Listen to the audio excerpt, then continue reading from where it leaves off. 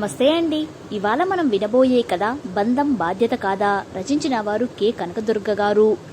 పెళ్లి వాళ్ళు మళ్ళీ కబురు చేశారు. సమాధానం ఏం చెప్పకుండా ఎన్ని రోజులు వాళ్ళని మభ్యపెట్టాలి? అసలు నీ నిర్ణయం ఏమిటి అని కూతుర్ని నిలదీసింది మీనాక్షమ్మ. అమ్మా, నీకు ఎన్నిసార్లు చెప్పాను నాకు పెళ్లి చేసుకోవడం ఇష్టం లేదు అని.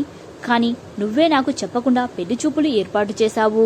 వాళ్ళు ఎప్పుడో దారిలో కలిసినప్పుడు నా గురించి చెప్పానని, వాళ్ళు పెళ్లి చూపులకు వస్తారని చెప్పావు. వాళ్ళ ముందు పరువు పోతుంది. ఈ ఒక్కసారి పెళ్లి చూపులకు కూర్చో అన్నావు. అలాగే నీ మాట కాదనలేక కూర్చున్నాను.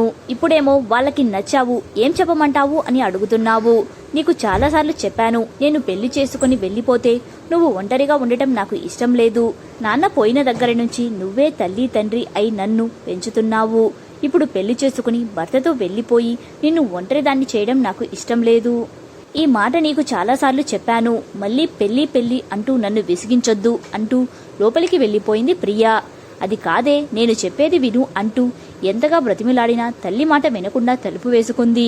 ప్రియ చిన్నప్పుడే తండ్రి యాక్సిడెంట్లో చనిపోయాడు. అప్పటి నుండి కూతుర్ని చాలా కష్టాలు పడి ప్రేమగా పెంచుకుంది. ప్రియ కూడా తల్లిలోనే తండ్రిని చూసుకుంటూ పెరిగింది. ఇప్పుడు పెళ్లి చేసుకుని తల్లిని ఒంటరిని చేసి వెళ్లిపోవడం ప్రియకి ఇష్టం లేదు. ఒక్కగానొక కూతురు పెళ్లి చేసి ఆమె పిల్ల పాపలతో సంతోషంగా ఉంటే చూడాలని కోరిక మీనాక్షమ్మది. మొండి పట్టుదలతో ఉన్న కూతుర్ని ఎలా మార్చాలో అర్థం కావడం లేదు ఆమెకు. పెళ్లివారు మళ్లీ ఫోన్ చేశారు. మా అబ్బాయికి మీ అమ్మాయి ప్రియ బాగా నచ్చింది. అందుకే మీ అభిప్రాయం కోసం అన్నిసార్లు ఫోన్ చేస్తున్నాం. ఏమీ అనుకోకండి వదిన గారు అంటూ అవతల నుండి వరుసలు కూడా కలిపేశారు. అదే అండి, ఒక వారం రోజులు గడువు కావాలి. అమ్మాయి కొంచెం బిజీగా ఉంది, ఆఫీస్లో ప్రాజెక్ట్ వర్క్ అని తడబడుతూ చెప్పింది కామాక్షమ్మ. సరే మీ ఇష్టం, కానీ మీరు చెప్పే నిర్ణయం మీదే మన ఇరు కుటుంబాల సంతోషం ఆధారపడి ఉంది అంటూ కాల్ కట్ చేశారు. ఏంటో ఈ పిచ్చి పిల్ల, దాన్ని ఎలా మార్చాలో నాకు అర్థం కావడం లేదు. నాకు ఎవరు తోడు లేరని బాధపడుతుందే గాని తన జీవితానికి ఒక తోడు ఏర్పడాలని అనే ఆలోచన లేకుండా పోయింది. ఈ సమస్యకు పరిష్కారం ఏమిటో అర్థం కావడం లేదు అని దిగులుగా కూర్చుంది మీనాక్షమ్మ. ఒకరోజు సూపర్ బజార్లో పెళ్లి కొడుకు అవినాష్ కనిపించారు.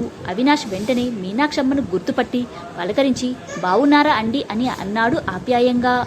బాగున్నాను బాబు, నిన్ను ఇలా చూడడం చాలా సంతోషంగా ఉన్నది. మా ఊరు ఎప్పుడు వచ్చారు అని అడిగింది. నిన్ననే ఫ్రెండ్ పెళ్లి ఉంటే వచ్చాము. మిమ్మల్ని కలవాలి అనుకున్నాను, కానీ మీకు ఏమైనా ఇబ్బంది ఏమో అని అన్నాడు సంశయిస్తూ.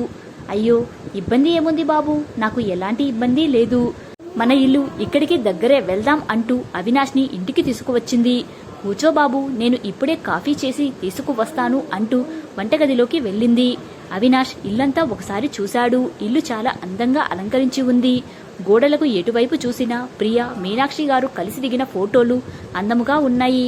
ప్రియ చిన్నప్పటి నుంచి ఇప్పటి వరకు ప్రతి సంవత్సరం దిగిన ఫోటోలు అక్కడ తగిలించి పెట్టారు.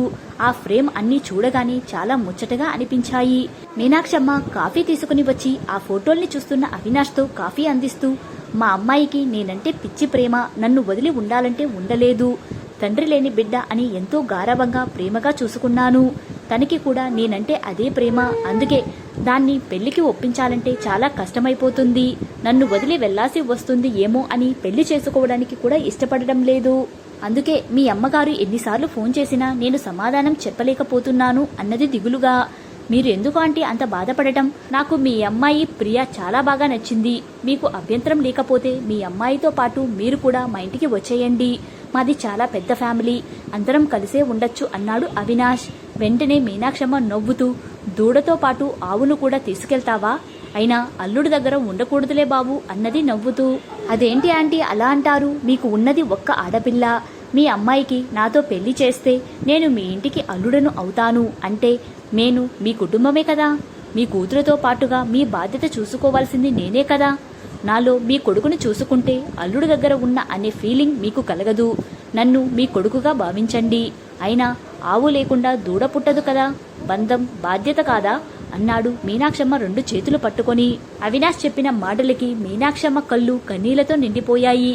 ఒక్కగానొక్క కూతుర్ని పెళ్లి చేసుకుని కొడుకుగా బాధ్యతలు స్వీకరిస్తాను అన్న అల్లుడు దొరకడం అదృష్టంగా భావించింది.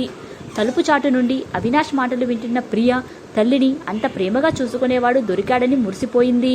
అవినాష్తో పెళ్లికి ఒప్పుకొంది. అల్లుడే కొడుకు అయితే అమ్మాయి ప్రేమ అంతా అతనికే సొంతం కదా. ఆ ఇంటిలో దీపావళి పండుగ ముందే వచ్చింది. కోటి కాంతుల కొత్త వెలుగులు తెచ్చింది. కథ సమాప్తం. కథ నచ్చితే లైక్ చేయండి. ఇలాంటి మరిన్ని వీడియోస్ కోసం మన ఛానల్ని సబ్స్క్రైబ్ చేసుకోండి. మరో మంచి కథతో మళ్ళీ కలుద్దాం. Thank you.